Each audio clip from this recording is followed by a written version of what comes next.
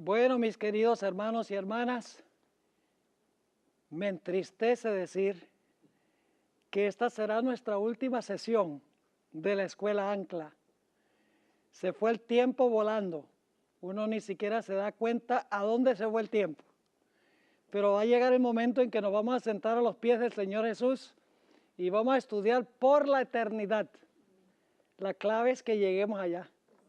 Así que seamos fieles al Señor.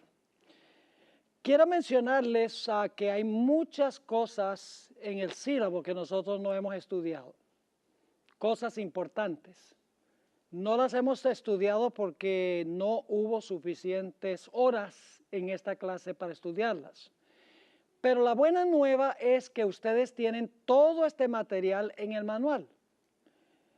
Quiero inspirarles o instarles, mejor dicho, a leer el capítulo 11, como ladrón en la noche. Jesús dice en Mateo 24 que va a venir como ladrón. ¿Qué significa eso? Cuando Jesús dice, he aquí yo vengo como ladrón. Bueno, tienen que estudiar esa lección para saber qué es la venida del ladrón. Luego tenemos otro capítulo que se titula El retoñar de la higuera. Ustedes saben que algunas iglesias hoy en día, las iglesias evangélicas, enseñan que lo que ocurrió en 1948 con el restablecimiento del Estado de Israel es una gran señal del tiempo del fin. Dicen, en ese año retoñó la higuera que menciona Mateo 24.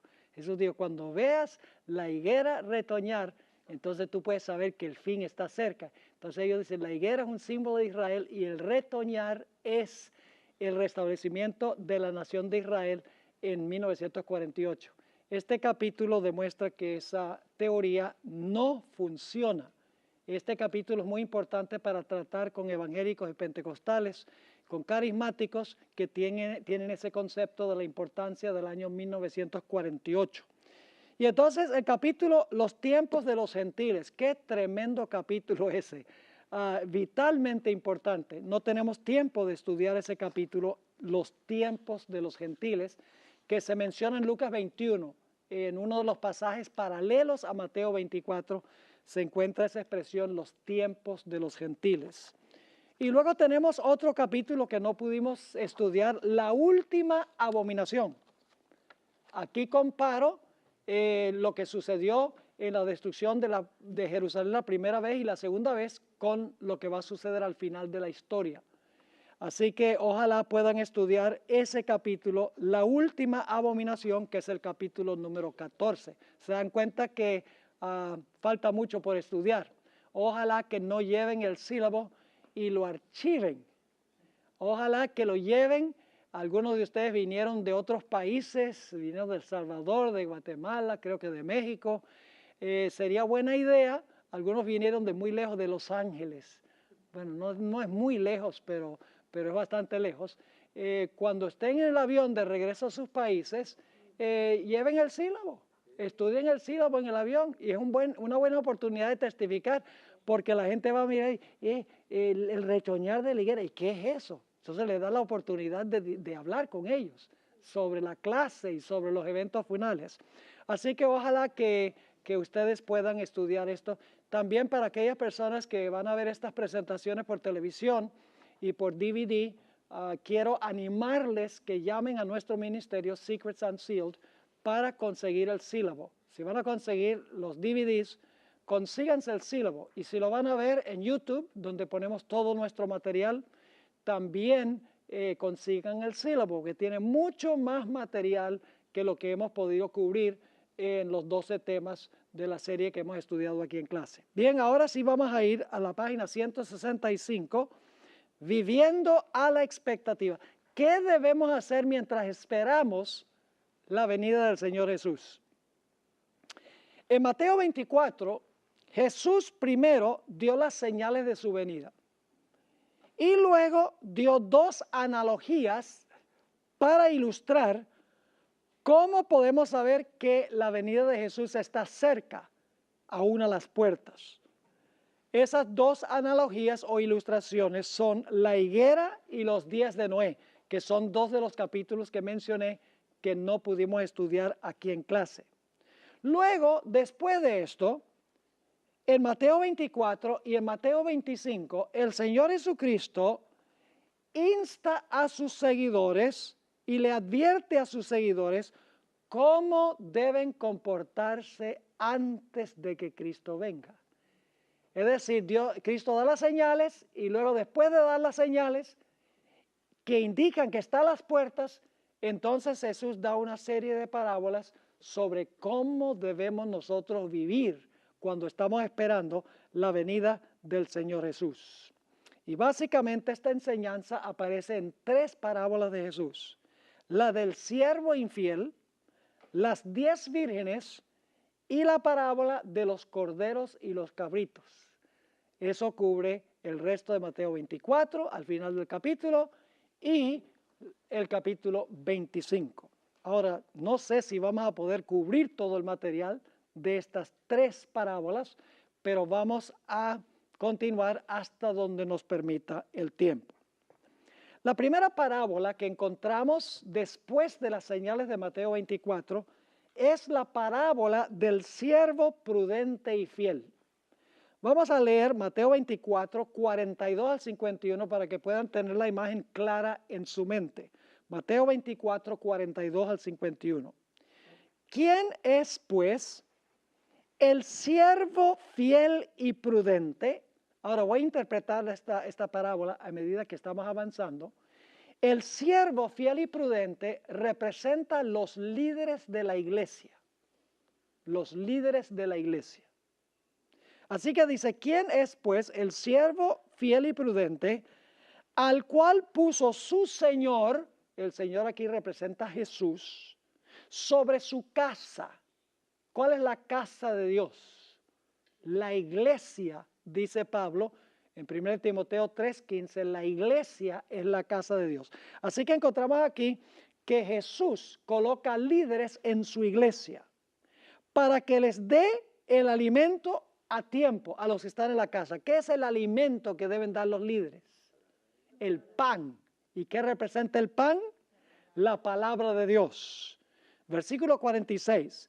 Bienaventurado aquel siervo al cual cuando su Señor venga le halle haciendo así. De cierto os digo que sobre todos sus bienes le pondrá. Pero si aquel siervo malo dijera en su corazón, mi Señor, ¿qué? Tarda en venir. Yo pregunto, ¿la venida de Cristo ha tardado más de lo que nosotros pensábamos? Hermanos y hermanas, cuando yo era niño ya mis padres decían que Jesús estaba próximo a venir. Los padres de mis padres, mis abuelos, creían que Jesús iba a venir en su generación. Anhelaban la venida de Jesús, pero la venida de Jesús se ha ¿qué?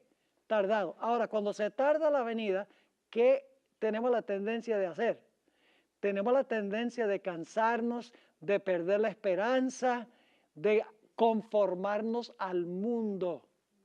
Ahora sigue diciendo, pero si aquel siervo malo dijera en su corazón, mi Señor tarda en venir, y comenzare a golpear a sus consiervos, y aún a comer y a beber con los borrachos, vendrá el Señor de aquel siervo en el día que éste no espera, y a la hora que no sabe, y lo castigará duramente y pondrá su parte con los hipócritas. Allí será el lloro y el crujir de dientes. Ahora vamos a repetir qué significan los símbolos. El Señor es Jesús. La casa es la iglesia. El siervo fiel y prudente representan los líderes de la iglesia. El alimento es la palabra de Dios. A tiempo significa que el alimento que deben dar es la palabra de Dios, sí, pero la verdad presente a su tiempo, que es lo que se debe presentar ahora. Y la demora representa la demora de la venida del Señor Jesucristo. Ahora, esta parábola la relató Jesús como advertencia a los que profesan servirle. Estas parábolas no son para la gente secular. Estas parábolas no son para los mundanos y las señales tampoco, porque nosotros notamos que las señales de la segunda venida se las dio Jesús a sus discípulos. Son los discípulos de Jesús los que tienen posibilidad de ser engañados y de rendirse cuando sean perseguidos. Por eso Jesús dijo, mirad que nadie os engañe a ustedes, los seguidores de Jesús. Ahora, según Jesús, el siervo infiel sería cortado en dos y echado ¿a dónde? A donde están los hipócritas. Ahora escuchen esto. Cada vez en los evangelios que Jesús usa la palabra hipócrita, se refiere a los líderes de la nación judía que profesaban servir a Dios. Nunca se usa esta palabra para describir a un incrédulo. ¿Están captando lo que está diciendo esto?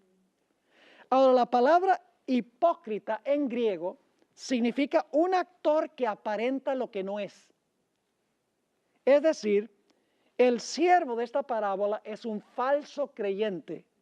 Pretende ser seguidor de Jesús, pero no lo es.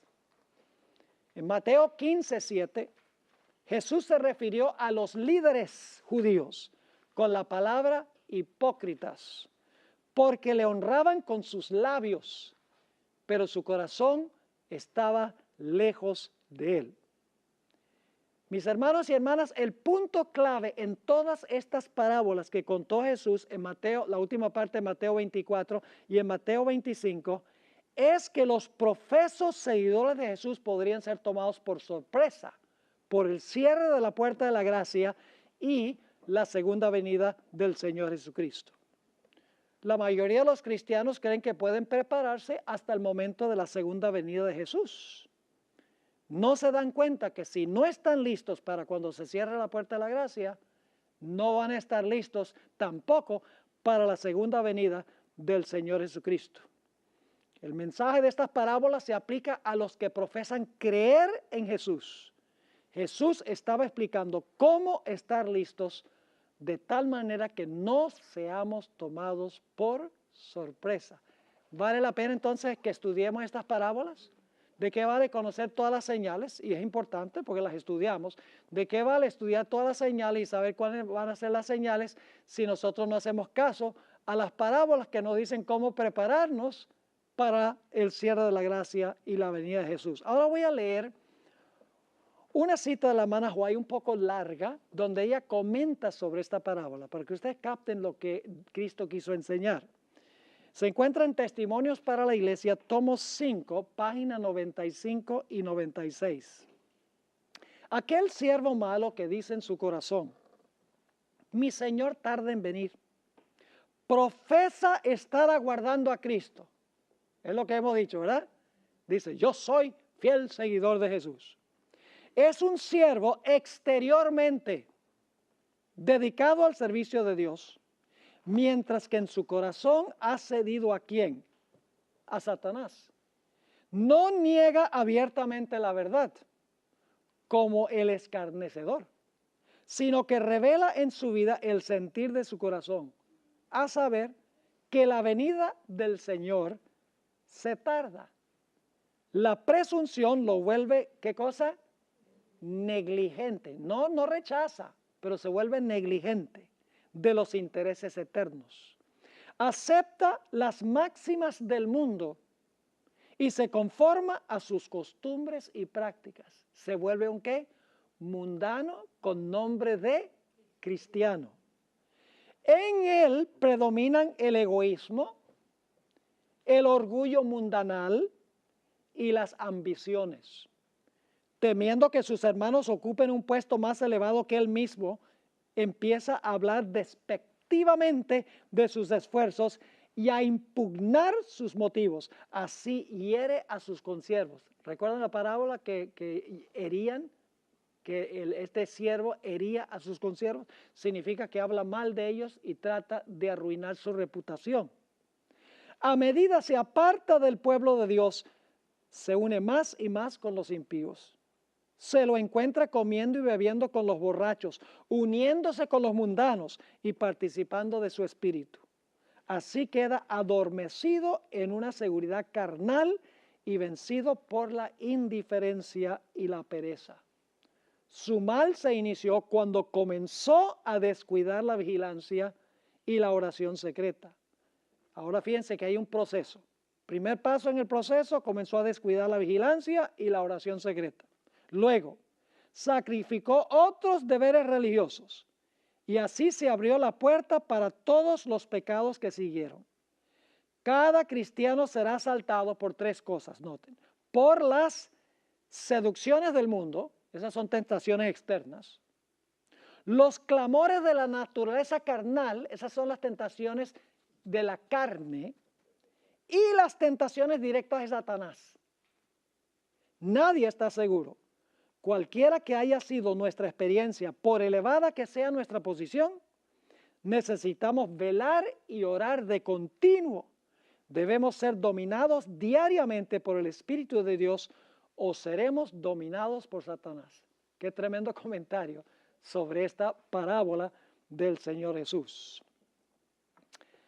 Mateo 7, 21 al 23 presenta un panorama parecido. Esto lo leímos anteriormente. Dice Jesús, no todo el que me dice Señor, Señor, deben ser cristianos estos, o profesos cristianos, porque le dicen a Jesús Señor, Señor. No todo el que me dice Señor, Señor, entrará en el reino de los cielos, sino el que hace la voluntad de mi Padre que está en los cielos. Muchos me dirán en aquel día, Señor, Señor, ¿no profetizamos en tu nombre? ¿Profesaban a Cristo, sí o no? Y dieron profecías. Y en tu nombre echamos fuera demonios. Imagínense, echaron demonios en el nombre de Jesús también. Y en tu nombre hicimos muchos milagros. Hasta milagros hicieron en el nombre de Jesús. Y entonces les declararé, nunca os conocí, apartados de mí, transgresores de la ley. Así no dice en la versión del 60, dice hacedores de maldad. Pero la mejor traducción es transgresores de la ley, porque la palabra maldad es la misma palabra de 1 Juan 3:4, transgresión de la ley. Así que se puede traducir, apartados de mí, transgresores de la ley. Casi todo el mundo cristiano ignora que los que están en peligro de ser engañados y sorprendidos son los cristianos que profesan servir a Jesús. Muchos cristianos de hoy creen que se van a ir al cielo en el rapto, antes de la tribulación. Y por lo tanto no se preparan para pasar por este periodo que será el peor en intensidad en la historia del mundo. Creen que es suficiente creer intelectualmente en Jesús. Y el cierre de la puerta de la gracia los va a tomar por sorpresa y no tendrán la firmeza de carácter para pasar victoriosamente por el tiempo de angustia. Así que esa es la primera parábola de Jesús sobre qué hay que hacer para estar listos. Luego hay una segunda parábola, la parábola de las 10 vírgenes. Hay una cita que estoy pasando por alto, ustedes la pueden leer. La parábola de las 10 vírgenes. Una parábola muy bien conocida, pero al mismo tiempo muy mal comprendida. Vamos a leer la parábola y entonces interpretamos los símbolos. Entonces el reino de los cielos será semejante a 10 vírgenes que tomando sus lámparas salieron a recibir al esposo. 5 de ellas eran prudentes y 5 insensatas. Las insensatas, tomando sus lámparas, no tomaron consigo aceite, mas las prudentes tomaron aceite en sus vasijas juntamente con sus lámparas. Ahora fíjense que las fatuas tenían aceite en la lámpara, pero no tenían una cantidad extra. Versículo 5. Y tardándose el esposo, cabecearon todas y se durmieron. Y a la medianoche se oyó un clamor. Aquí viene el esposo, salid a recibirle. Entonces todas aquellas vírgenes se levantaron y arreglaron sus lámparas. Y las insensatas dijeron a las prudentes, dadnos de vuestro aceite, porque nuestras lámparas se apagan. ¿Tenían algo de aceite en las lámparas? Sí, cómo no, tenían un buen comienzo, pero necesitaban una cantidad extra. Aquí se representa la lluvia temprana y la lluvia tardía. Lo vamos a ver. Versículo 9. Mas las prudentes respondieron diciendo, para que no nos falte a nosotras y a vosotras, id más bien a los que venden y comprad para vosotros mismos, para vosotras mismas. Pero mientras ellas iban a comprar, vino el esposo, y las que estaban preparadas entraron con él a las bodas. Fíjese que todavía no se había realizado la boda, ¿verdad? O sea, que el anuncio era que el esposo iba a venir para la boda. Ahora sigue diciendo, versículo 10, pero mientras ellas iban a comprar, vino el esposo, y las que estaban preparadas entraron con él a las bodas, y se cerró la puerta. Después vinieron también las otras vírgenes diciendo, Señor, Señor, ábrenos. ¿Profesan ser seguidores de Jesús? ¿Profesan seguir a Jesús? ¿Cómo no? Porque dicen, Señor, Señor, ábrenos. Mas él respondiendo dijo, de cierto os digo que no os conozco. Y luego dice Jesús, velad, porque no sabéis el día ni la hora en que el Hijo del Hombre ha de venir. Y escuchen bien, esta parábola ha sido muy mal comprendida en muchos círculos adventistas, porque dicen que el cierre de la puerta es la segunda venida de Jesús. El cierre de la puerta no es la segunda venida de Jesús. El cierre de la puerta es cuando se cierra la puerta de la gracia. Podemos volver a los días de Noé. Es la mejor ilustración. Yo pregunto, ¿cuándo se perdió la gente antes del diluvio? ¿Cuando se cerró la puerta o cuando comenzó a llover? Cuando se cerró la puerta. Yo pregunto, ¿todavía los que estaban afuera siguieron viviendo por un tiempo fuera del arca? ¿Cómo no? ¿Cuándo se dieron cuenta que estaban perdidos? Cuando comenzó a llover. Así que el cierre de la puerta de la gracia es cuando se acaba la oportunidad de salvación. Pero después de eso pasa un tiempo donde los impíos no saben que están perdidos y entonces viene ¿qué cosa? La destrucción. El cierre de la puerta aquí no es la segunda venida de Jesús, porque después que se cierra la puerta, las vírgenes fatuas todavía tienen tiempo para ir a tratar de conseguir aceite. No son destruidas cuando se cierra la puerta. Todavía tienen tiempo de ir a ver si consiguen aceite y no consiguen aceite y tienen tiempo de regresar y dicen, déjanos entrar. Y se oía la voz desde adentro, donde se iba a realizar la boda, no os conozco. Ahora vamos a interpretar los símbolos. Esta parábola tiene una triple aplicación. Lástima que no tenemos tiempo. Necesitaríamos una hora para estudiar las tres aplicaciones. Yo les di en este sílabo solamente una lección en la aplicación de esta parábola a la segunda venida, no a la segunda venida, a 1844. Y algunas ideas sobre cómo se aplicaba a los judíos cuando se cerró la puerta de la gracia para ellos cuando rechazaron a Cristo. Pero vamos a interpretar los símbolos. Esta parábola se aplica a los que profesan servir a Dios. Todas las vírgenes profesaban servir a Dios. Todas las vírgenes tenían ¿qué? Lámparas. ¿Qué representa la lámpara? Lámpara a mis pies es tu palabra y lumbrera a mi camino. Es decir, las lámparas representan la palabra de Dios. ¿Qué representa el aceite? En la Biblia el aceite representa ¿qué cosa? El Espíritu Santo. ¿Tenían las vírgenes sabias una cantidad extra de aceite? Sí. Tenían la lámpara y tenían por aparte ¿qué cosa? Una vasija con aceite extra. El aceite en la lámpara representa la lluvia temprana que recibe cada persona cuando acepta a Cristo como Salvador personal, recibe el Espíritu Santo. La cantidad extra es la efusión que van a recibir cuando sea derramado, ¿qué cosa? La lluvia tardía. Pero si usted no está listo con la lluvia temprana, tampoco va a estar listo para recibir, ¿qué? La lluvia tardía. Próximo punto. Todas las vírgenes estaban esperando, ¿sí o no?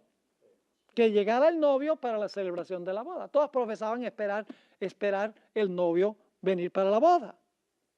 La espera con las lámparas encendidas representa el periodo entre la ascensión de Jesús y el cierre de la puerta de la gracia. La llegada del esposo para la boda no se refiere a la segunda venida de Jesús, sino a su llegada al Padre para recibir el reino en el juicio investigador. Permítame explicarles qué quiere decir eso. ¿Qué es el reino de Cristo? Generalmente nosotros pensamos en el reino de Cristo en términos geográficos. Pensamos que el reino de Cristo es cuando Él tome dominio sobre el mundo, sobre el planeta. Pero el reino de Cristo se compone de los súbditos de su reino. Las personas que pertenecen a su reino es el reino de Jesús. Ahora yo pregunto, ¿cuándo será el momento en que el reino de Cristo estará completo? Cuando se hayan examinado los casos de cada uno de los que profesaron a Jesús y se haya demostrado quiénes son fieles seguidores de Jesús. En ese momento, cuando se examine el último, el reino de Cristo estará ¿qué? Completo. El reino de Cristo se compone de los que son fieles a Él y se determina si fueron fieles o no por lo que ocurre en el juicio investigador antes de la segunda venida del Señor Jesucristo. Ahora, en la próxima página, ¿entienden ese punto? La llegada del esposo es en 1844. Jesús entró ¿a dónde? Al lugar santísimo y entró allá ¿con qué propósito? ¿Qué empezó a hacer allá? Bueno, sí, continuaba intercediendo como hacía en el lugar santo, ¿verdad? O si no, todo el mundo estaba perdido. Pero agrega otra obra. ¿Cuál es la obra? ¿Investigador de quiénes? ¿Juicio investigador de quiénes? ¿De todo el mundo, los malos y los buenos? No, de todos los que profesaron el nombre de Jesús. ¿Y con quiénes comenzó? Con el que primero vivió, dice la hermana White, con Adán. Adán fue el primero en ser investigado. Yo pregunto, cuando se examinó el caso de Adán, Cristo dijo, Adán, ese es miembro de mi reino, ¿sí o no? Sí, porque sabemos que se va a salvar, porque los dos Adanes se van a encontrar en el reino. Así que se examinó el caso, sí, este sí es súbdito de tu reino, parte del reino de Jesús. Así sucesivamente se juzgaron a partir de 1844 los muertos en orden cronológico y el juicio va a terminar ¿con quiénes? Con los que están vivos. Cuando se haya examinado el último vivo en el planeta y cada persona haya tomado su decisión, entonces el reino de Cristo estará ¿qué? Completo. Y en ese momento se realiza la boda. Pero la boda se realiza en el cielo antes de que Jesús regrese por segunda vez. Eso lo vamos a ver en unos momentos. Estos son conceptos que la mayoría de los adventistas no han visto, porque ya no se predica. Si ustedes hubieran vivido hace 50 o 60 años, esto era teología adventista. Pero hoy en día poco se profundiza en la Biblia. Se cuentan 3 historias, se hace que la gente se ría y la gente se va a la casa contenta sin saber más de lo que sabían cuando llegaron a la iglesia. Y me entristece tener que decir eso. La mayoría de los adventistas son pensadores superficiales. No cavan en las escrituras para saber cuál es la voluntad de Dios. Y es tiempo de que nosotros los adventistas nos sentemos de verdad a escudriñar las escrituras, no a leerlas, a escudriñarlas, a investigarlas, a hacer lo que dice la hermana White, resolver los grandes problemas de las escrituras. Y usted dice, ¿la escritura tiene problemas? Sí, tiene problemas para las mentes de algunas personas, entonces hay que ir a resolver los problemas que la gente tiene en su mente. Ahora, vamos a la página 168, la parte de arriba. El momento clave de la parábola es cuando llegó el novio para la boda y se cerró la puerta. La boda ocurre cuando Jesús termina el juicio investigador y recibe el reino compuesto de sus fieles seguidores. Ustedes han estudiado Daniel 7, donde dice que Jesús fue ante la presencia del Padre y se le dio un reino. ¿A qué va Jesús al Padre en el juicio investigador? Para que el Padre le dé un ¿qué? Un reino. ¿Y cómo determina quiénes son miembros de su reino? Investigando los casos de cada uno. Esta es una doctrina claramente bíblica. Ahora escuchen bien. Inmediatamente después de cerrarse la puerta, las vírgenes fatuas no perecieron. tuvieron tiempo para buscar aceite para sus lámparas, pero ya era demasiado tarde. Este momento se describe vívidamente en Amós 8, 11 y 12, que la hermana White cita en el capítulo El tiempo de angustia. Dice que algunos que lleguen a este tiempo van a confesar sus pecados con angustia consumidora, sabiendo que la puerta se cerró y ya no hay salvación para ellos. Claro, cuando dice que van a confesar sus pecados con angustia consumidora, los están confesando no porque están arrepentidos, sino porque saben que se van a perder. Están tristes por las consecuencias de su vida, no por la pecaminosidad de su vida. Es diferente lamentar los resultados del pecado que lamentar el pecado en sí. ¿No hay una diferencia entre esas dos cosas? Yo recuerdo cuando yo era un niño. A veces yo peleaba con mis hermanas. Bueno, bastante peleaba yo con mis 3 hermanas. Eran 3 contra 1. Y cuando yo peleaba con mis hermanas, como eran mujeres, mi papá me decía, hijo, no pelees con tus hermanas. Y sacaba la correa y dice, te voy a dar fuete. O te voy a dar una pela. ¿Qué cree usted que yo le decía a mi papá? Ay, no, papá, perdón. ¿Ustedes creen que yo estaba triste de haber peleado con mis hermanas? Ni se lo crean. Estaba triste de que me iban a dar una pela. No estaba triste por el pecado, sino por las consecuencias que me iba a aportar el pecado. Y esas son lágrimas de cocodrilo. Así eran las fatuas. Se describe en Amós 8, 11 y 12, donde dice que muchos irán de mar a mar, de norte a oriente, buscando palabra de Dios y no la hallarán. Y déjeme decirle algo, hermanos y hermanas.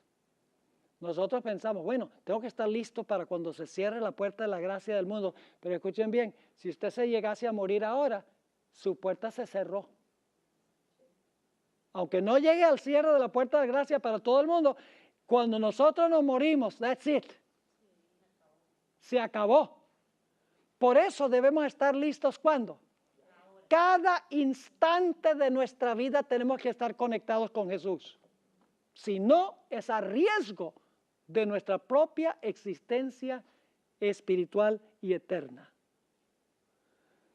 Ahora, los que entraron con el novio para la boda no entraron allí en persona.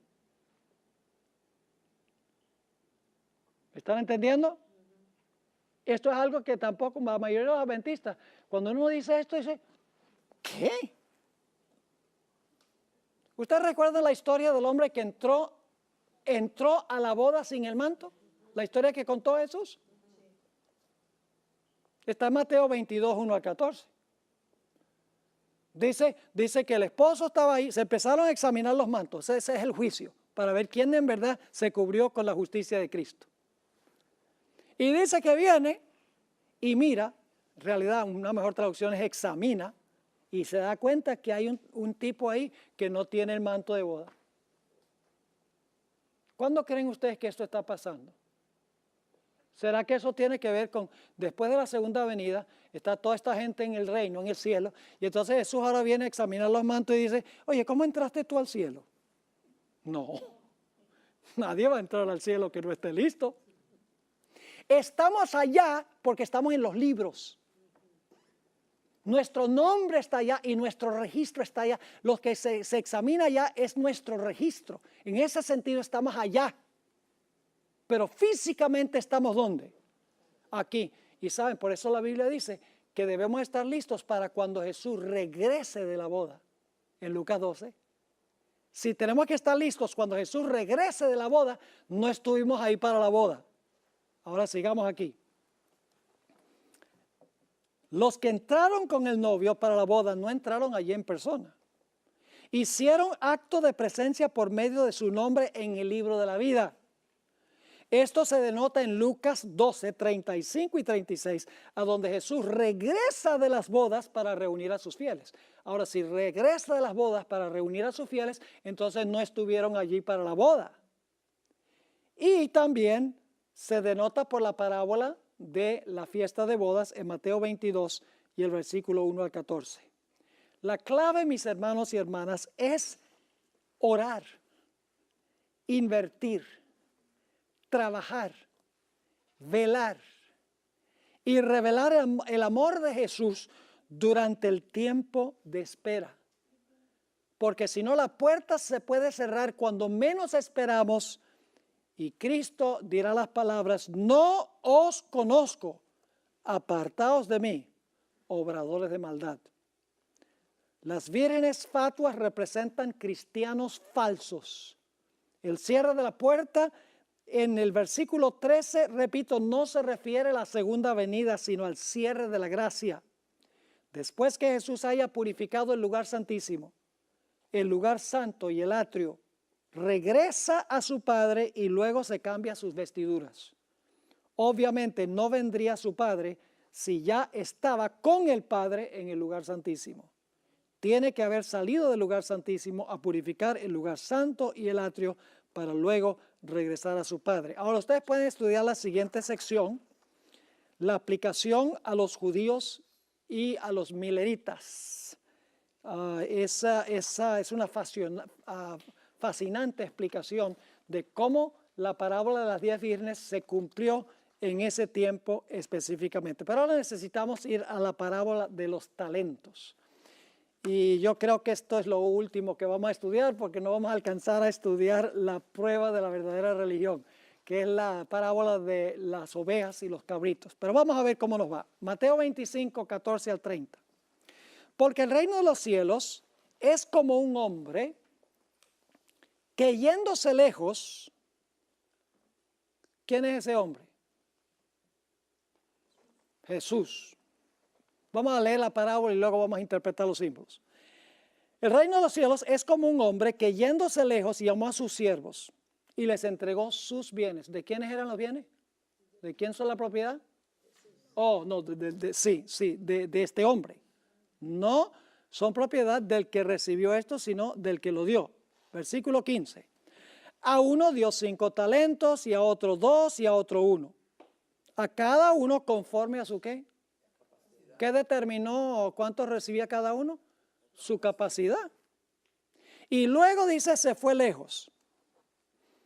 Y el que había recibido 5 talentos fue y negoció con ellos y ganó otros 5 talentos.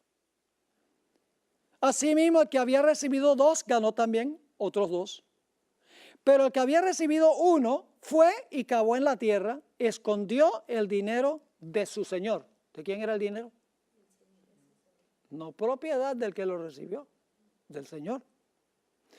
Después de mucho tiempo, que es el tiempo entre la primera y la segunda venida, vino el Señor de aquellos siervos y arregló cuentas con ellos. Llegando el que había recibido 5 talentos, trajo otros 5 talentos, diciendo: Señor, 5 talentos me entregaste, aquí tienes, he ganado otros 5 talentos sobre ellos. Y su señor le dijo: bien, buen siervo y fiel, sobre poco has sido fiel, sobre mucho te pondré, entra en el gozo de tu señor. Llegando también el que había recibido 2 talentos, dijo: Señor, 2 talentos me entregaste, aquí tienes, he ganado otros 2 talentos sobre ellos. Su señor le dijo: bien, buen siervo y fiel, sobre poco has sido fiel, sobre mucho te pondré, entra en el gozo de tu señor. Pero llegando también el que había recibido 1 talento, dijo: Señor, te conocía que eres hombre duro y que ciegas donde no sembraste y recoges donde no esparciste. Por lo cual tuve miedo y fui y escondí tu talento en la tierra. Fíjate que reconoce que el talento no era de él. Dice: escondí tu talento en la tierra. Aquí tienes lo que es ¿qué? Lo que es tuyo. Respondiendo su señor le dijo: siervo malo y negligente, si sabías que ciego donde no sembré, es decir, si eso es lo que tú crees, que yo ciego donde no sembré y que recojo donde no esparcí, por tanto debías haber dado mi dinero. A ver, ¿quién es el propietario? Mi dinero a los banqueros, y al venir yo hubiera recibido lo que es ¿qué? Lo que es mío, con los intereses. Y luego da la orden: quitadle pues el talento y dadlo al que tiene 10 talentos. En un momento vamos a ver por qué es eso. Porque al que tiene, es decir, el que tiene lo que se le dio, más el qué, mas el interés le será ¿qué? Dado más y tendrá más. Y al que no tiene, es decir, el que no tomó el talento y ganó ¿qué? Interés, aún lo que tiene, es decir, el uno que recibió, le será ¿qué? Quitado. Y al siervo inútil, echadle en las tinieblas de afuera, allí será el lloro y el crujir de dientes. ¿Tienen clara la parábola? Ahora vamos a ver qué representan los símbolos de la parábola. ¿Para quiénes es esta parábola? Para los paganos y los seculares y los ateos, ¿verdad? No, ¿para quiénes? Para los que profesan ser siervos de Dios. ¿Cómo se dirigen al dueño? ¿Lo llaman qué? Señor. Entonces son profesos cristianos. ¿Quién es el Señor de la parábola? Jesús. ¿Cuáles son los talentos? Aunque directamente es dinero, en realidad se aplica al tiempo, tesoro, cuerpo, habilidades, influencia, todos los dones que nos da Dios a nosotros. ¿Qué es la partida del Señor? Porque el Señor se fue.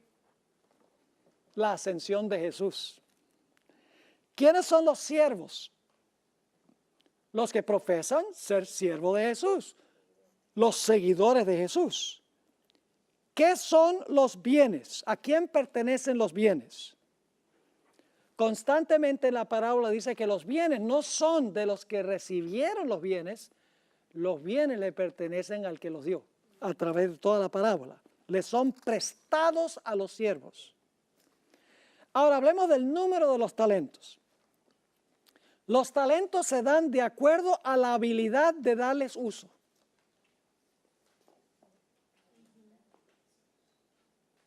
¿Me están entendiendo? ¿No sería un desperdicio darle un talento a una persona que no tiene la capacidad para darle uso? Por ejemplo, darle el talento del canto a uno que no sabe cantar. Los talentos se dan de acuerdo a la habilidad que la persona tiene para usarlos. Si el Señor le diera más talentos sin que tuviera la habilidad de usarlos, sería un desperdicio. No fue el que tenía más que fue infiel, sino el que tenía ¿qué?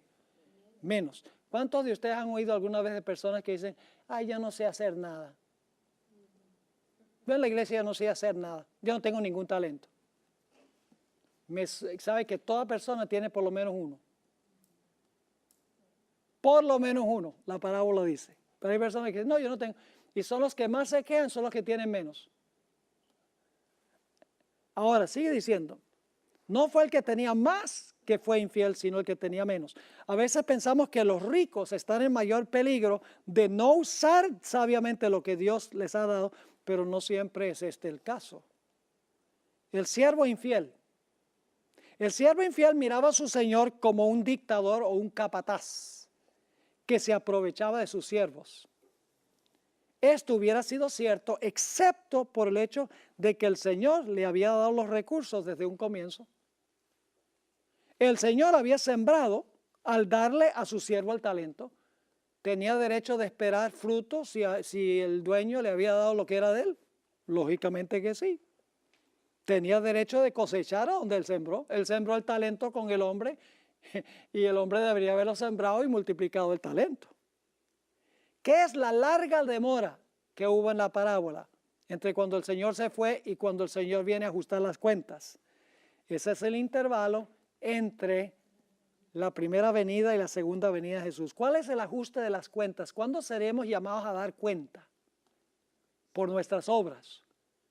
Porque es menester que todos comparezcamos ante el gran tribunal de Cristo, dice el apóstol Pablo, para rendir cuentas por lo que hemos hecho en el cuerpo, sea que sea bueno o sea malo. Hablemos del capital e interés. El Señor no solo espera que le devolvamos lo que nos dio, sino que espera que lo multipliquemos y le ganemos interés. El Señor espera que se le devuelva su dinero con interés. ¿Qué significa entrar en el gozo cuando finalmente se le dice al siervo, entra en el gozo de tu Señor? Ese es el tiempo de la segunda venida, cuando entraremos nosotros en el reino con Jesús.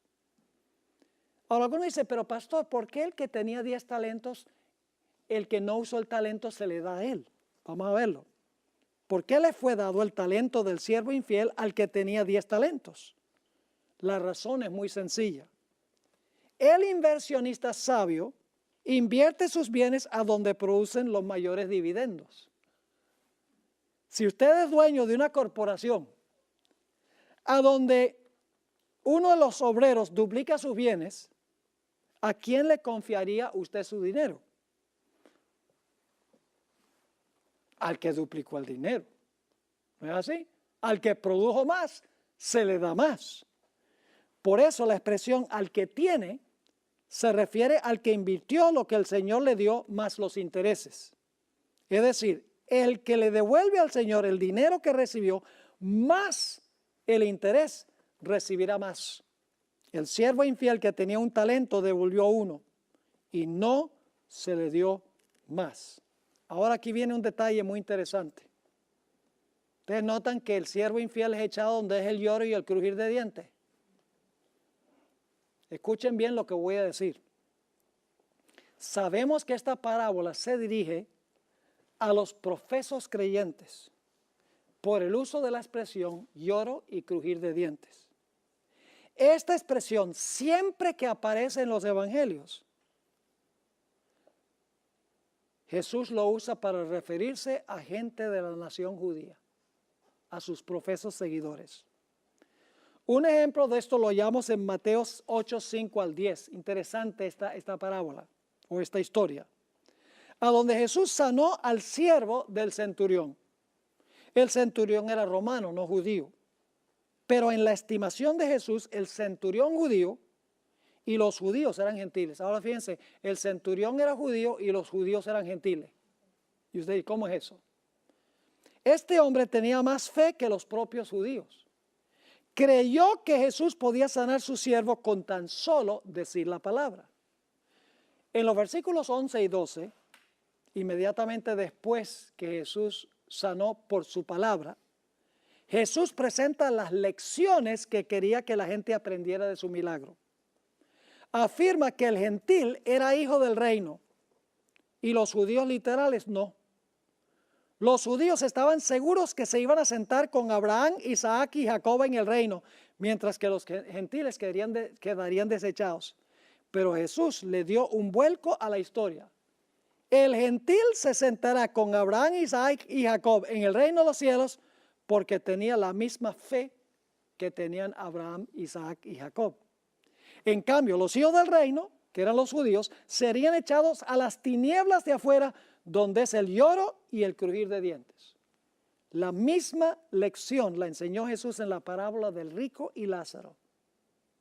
Lázaro se encontró finalmente en el seno de Abraham y el rico se halló clamando y gimiendo en el fuego. No son infieles los que se describen en las tinieblas de afuera, sino los profesos fieles. ¿Está claro esto? Es una parábola muy importante. Ahora, ustedes saben que hay muchas personas hoy en día en la iglesia adventista que dicen, la salvación no es por obras, la salvación es por la gracia a través de la fe. Entonces la pregunta clave es, ¿cómo es que en esta parábola Jesús dice que seremos salvos o nos perderemos por la forma que nosotros usamos los talentos que Él nos ha dado? ¿Acaso eso no son obras? ¿Usar los talentos que Él nos ha dado? Vamos a ver esto. Si somos salvos por la gracia a través de la fe, ¿por qué enseñó Jesús que nuestra salvación depende de cómo hemos empleado los talentos que Dios nos ha prestado? ¿Acaso somos justificados por las obras? La respuesta es no. Si en verdad amamos a Jesús, multiplicaremos sus recursos. Si no amamos al Señor en verdad, no multiplicaremos lo que es de Él. El mismo principio se enseña Santiago 2, 14 en adelante, donde dice que la fe sin obras es ¿qué? Muerta. Como el cuerpo sin el espíritu está muerto, la fe sin obras es muerta. Y una fe muerta no te puede salvar.